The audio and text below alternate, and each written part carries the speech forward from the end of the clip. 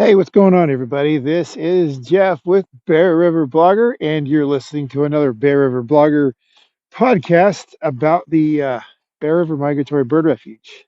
It is January 18th, and we are once again out on the Refuge Auto Tour route to see what's changed. The reason I came out today is because we got a lot of snow the last few days. In fact, yesterday, Wednesday, it snowed quite a bit, so I wanted to see if I could even get out here if the snow was going to be too deep to even drive the auto tour route.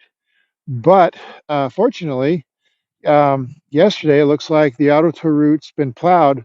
The refuge personnel came out and plowed it, so you can drive the auto tour route. The only downside is it's not wide enough where they've plowed to pull over and let someone go by. So because there's some pretty deep pockets of snow on the sides of the road from where the plows have pushed the snow to the side. So you don't get the opportunity to stop and look at the birds and everything like you did before because of the snowbanks on the side of the road. So that's the downside.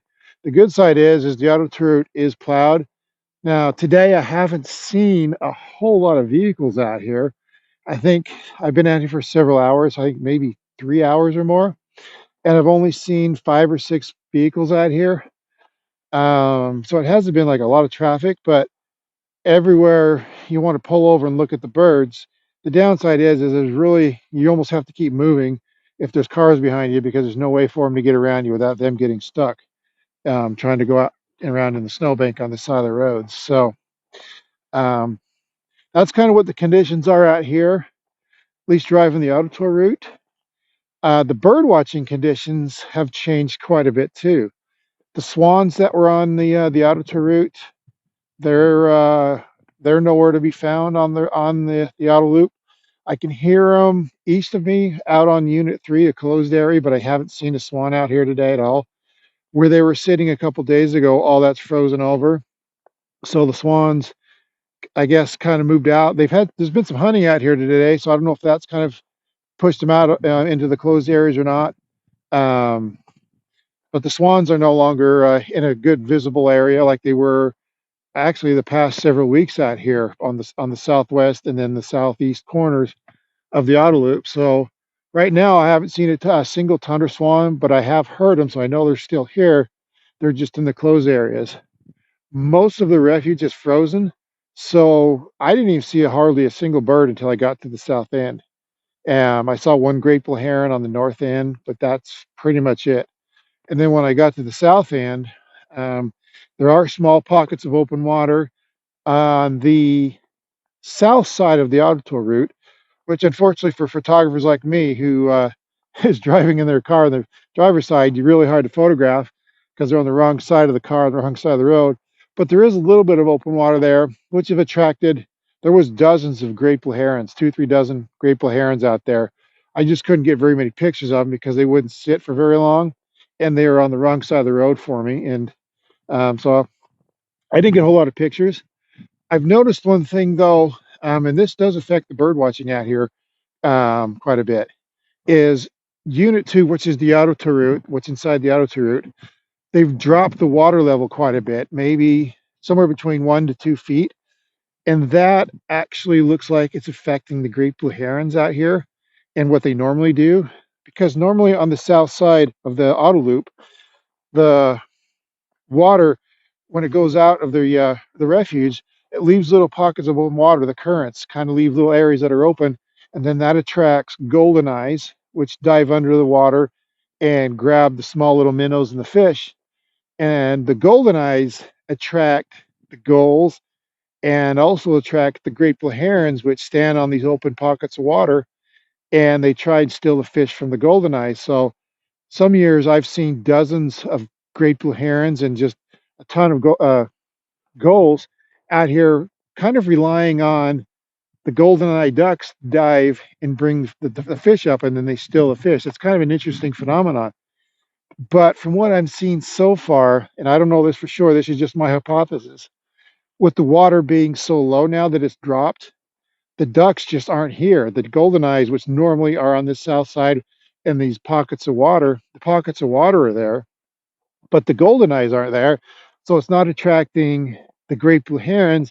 So they're kind of on the south side of the road where the water's kind of going out trying to um, fish in those little open pockets of water, but they're not on the north side of the road in the unit 2 where they normally are this time of year because of, I'm pretty sure it has to do with the water being dropped this time of year. Now, I think I know why they're dropping it, because a few years ago we had a really kind of a freak storm that came and pushed a lot of ice up on the dike and actually up on the auto route itself. And I'm pretty sure that has something to do with why they're dropping the water level now. Because up until then, I've never seen them really drop it there in the wintertime. And it always would attract great blue herons. But now if they're dropping it, I think it's actually going to affect what the great blue herons are doing out here. If it does, I'm not 100% sure. I'm going to keep coming back and watching because the open pockets of water there, but I don't know how deep it is. And if it's not deep enough for the ducks to show up and to dive underneath, then the great blue herons won't come in trying to steal fish from the ducks. So I'll have to wait and see. But right now, it kind of looks like that may affect the great blue herons on the south side of the auditory, which they kind of that natural phenomenon where they always congregate on that south side in those open pockets of water. And it doesn't look like it may happen this year, at least in the way it's been. Now there is open water on the kind of the not quite the southeast corner where the water goes underneath the road. There's a concrete water control structure is what they call it. There's a lot of water going through there, so there's open water there and open water going down the channel there on the south side of the road. So there is some open water, and it is kind of attracting the birds. But the downside is, at least for a photography standpoint, for a bird watching standpoint, it doesn't really affect it at all. But from a photography standpoint, it's on the wrong side of the road to photograph because I'm in the wrong side of the car. But there are birds there. There are quite a few great blue herons out on the refuge right now. In fact, I think winter is the best time to see the great blue herons out here because they typically congregate on the south side of the auditory route because it's one of the few areas on the refuge, I think, that has open water because of the water that's moving through Unit 2. It just looks like this year it might be doing things a little differently. So we'll have to kind of see how that goes. But there is quite a few great blue herons out here. There's a few ducks. I've seen a lot of pheasants. I've only seen a couple of bald eagles, a lot of northern harriers. There's a few pied-billed grebes and coots and that kind of stuff around, but it's been actually kind of a quiet bird watching day out here. And that might be partially due because we just got a lot of snow out here the last few days and it got awfully cold, but it is quite warm now. In fact, some of the snow on the outer turret starting to melt. Looks like the road's getting, where it's bare, is getting a little bit muddy, but um, so it's not as cold as it has been, not even close. It's actually a nice day out here to come out on the bird refuge. It's kind of quiet. I just wish there was more birds, but it is winter and they move around a lot trying to figure out where they could find their food. I was kind of disappointed I didn't see the swans out here, but they are to the east of me, but I just can't see them. So maybe my next time out, they'll be back on the Unit 2, the outer route, because I think hunting season actually ends on the 20th, if I'm not mistaken, and then things usually settle down a little bit. So we'll see if that happens, and hopefully the swans will come back and sit on the outer route again. But anyway, that's kind of what's going on. It's slow. There's a lot of great blue herons out here on the south side. The north side of the outer route, kind of dead with regards to bird watching and stuff. So, but the outer route has been plowed. So I'm driving in my car just fine. There's been quite a few, several cars out here, 4 or 5 cars out here that's been driving it today. So it looks like the outer route's in decent shape. It's pretty slippery, so you got to watch it when you drive it, but it is plowed. But that's kind of the update for today. I'm going to try and get out every few days when I can come out, see what the conditions are, and see what the birds are doing, especially the swans. Kind of know everybody, the swans and the great blue herons is what everybody likes to come out and see during the wintertime. Well, the swans, the great blue herons, the bald eagles, and the rough leg hawks are the 4 species that everybody looks for out here. I haven't seen a whole lot of bald eagles out here this winter, but I've seen a lot of them in Box Elder County, in other areas.